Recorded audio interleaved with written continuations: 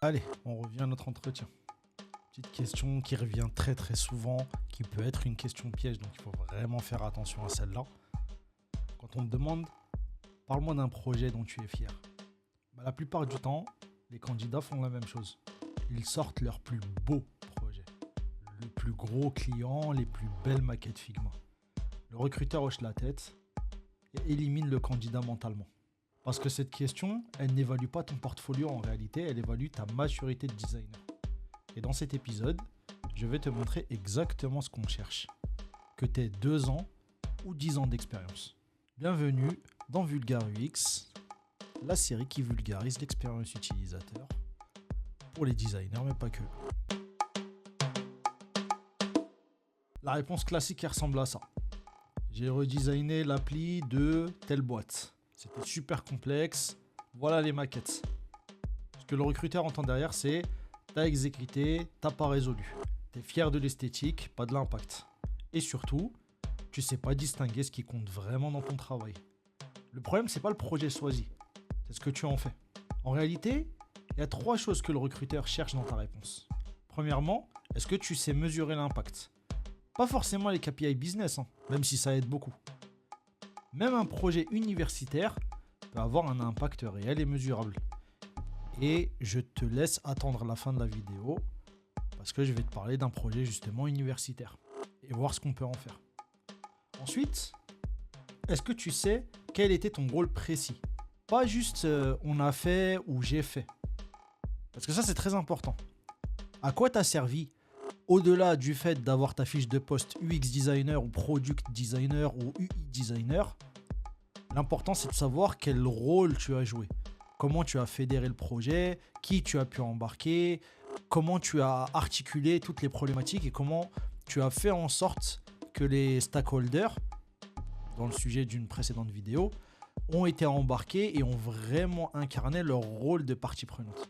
Et enfin, 3e point, qu'est-ce que tu as appris ? Et qu'est-ce que tu aurais fait différemment ? Ce dernier point, c'est celui qui sépare un junior d'un senior. Un junior est fier de ce qu'il a livré. Et il s'arrête là, il a appris quelques trucs, mais sans plus, il a hâte de passer à la chose suivante. Par contre, le senior, il sait l'impact qu'il a eu. Il connaît tout ça. Et surtout, il sait comment déjà préparer la suite. Et c'est ça qui est important, c'est ça l'expérience. Et donc là, je vais prendre un cas réel et un cas simple, en réalité, juste pour te montrer que n'importe quel projet, en réalité, peut faire l'affaire. La boîte, etc., ça peut aider, mais c'est pas ce qui est pertinent. Ce qui est pertinent, c'est vraiment le cheminement que tu as dans ta tête et montrer que tu es structuré.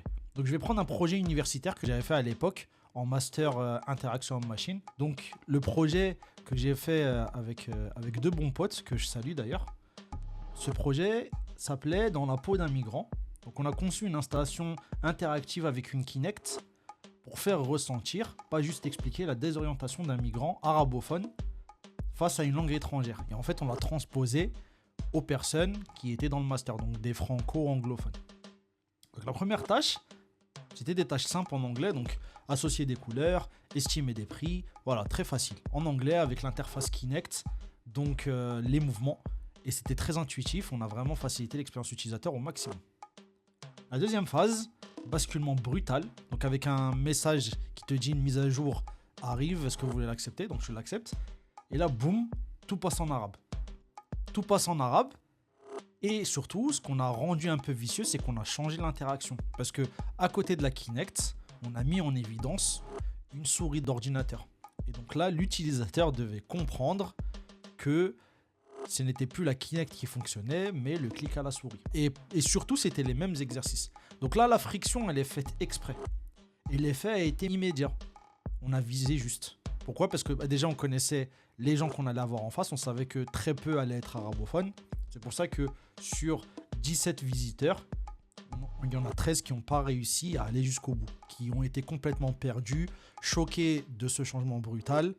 Et surtout, le message à la fin, c'est... c'est difficile en fait d'être migrant. Surtout quand on arrive dans un pays qui n'est pas le nôtre, dont on maîtrise ni les codes, ni la langue, ni l'administration, ni rien du tout. Et c'est ça qu'on voulait mesurer, c'est ça que nous, on a anticipé pendant nos tests utilisateurs. Et au final, autant tous nos utilisateurs ou presque ne sont pas allés au bout de la tâche, autant 100% ont compris le message. Et c'est ça la métrique qu'on a voulu mettre en avant et qui a été un carton. Donc au-delà de ça, on a eu la meilleure note dans notre promo par rapport à ce projet-là.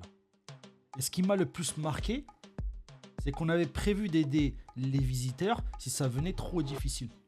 Mais l'effet était si fort qu'on ne pouvait plus rien faire. L'empathie ne se raconte pas. Ce projet-là, c'est pas uniquement une expérience utilisateur, c'est aussi du storytelling. Parce qu'on a fait vivre une expérience. Et ce projet, comme je le disais, n'a pas de métrique business, pas de taux de conversion. Le but, c'était un échec. On a prémédité cet échec-là. Et c'est ça qu'on voulait. Mais par contre, ce dont on était le plus fier, et c'est pour ça que j'ai pris ce projet-là, parmi tant d'autres, il n'y a pas de problème, parce que j'ai appris que le design, quand il est bien fait, quand tu maîtrises les codes, et surtout quand tu sais la population que tu vas avoir en face, peut faire vraiment la différence et peut être mis au service de la résolution d'une problématique humaine. Donc concrètement, comment tu structures ta réponse en entretien ? Tu prends 4 points, donc c'est une liste non exhaustive, mais ces 4 points peuvent déjà t'apporter une vraie structure et un vrai positionnement lors de la question de cet entretien. Numéro 1, le contexte en une phrase. Pas l'historique du projet, ça ne nous intéresse pas ou peu. Et on n'a pas assez le temps sur. 2, le problème réel, pas le brief reçu. Le vrai problème, la vraie problématique humaine derrière. Ensuite, en 3, ce que toi, tu as fait, pas de on. Tu dis j'ai. J'ai dans le sens, voici ce que j'ai apporté.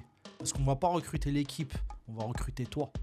Donc il faut que là, tu as le droit et il faut absolument que tu t'incarnes en tant que toi.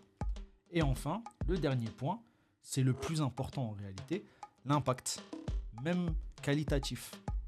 Est-ce que tu aurais fait différemment ?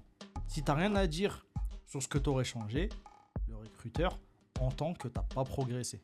Et ça, c'est important de montrer qu'il y a eu une progression. Tu n'es pas obligé d'avoir quelque chose de carré. Tu n'es même pas obligé en réalité, et ça je te donne comme tips, tu n'es même pas obligé d'avoir un projet.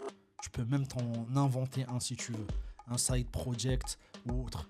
Il faut juste que tu montres la structuration. Donc pour les juniors qui regardent ça, comme je le disais, tu n'as pas besoin d'un projet en prod pour répondre à cette question. Un projet universitaire bien raconté vaut 100 fois un projet professionnel mal digéré. Et pour les seniors qui recrutent, si le candidat ne mentionne pas ce qu'il a appris, c'est un signal fort. Donc voilà, vraiment, il ne faut pas se mettre la pression. Il ne faut pas forcément avoir travaillé dans une boîte du CAC 40 ou une boîte internationale. Dès lors où tu as un projet, que tu sais où tu vas, que tu as des métriques, même un peu floues, mais en tout cas des métriques où tu as pu mesurer un impact, même avec très peu de données, ça c'est pas un problème. Par contre, que ce soit de la donnée qualitative. Et avec ça, tu vas pouvoir cartonner en entretien et surtout répondre à cette question et non pas répondre à côté. J'espère que la vidéo t'a plu. Si c'est le cas, n'hésite pas à liker, partager, t'abonner, regarder les autres vidéos. Et en attendant, je te dis à la prochaine pour un nouvel épisode de Vulgaire UX. La série qui vulgarise l'UX est faite par moi.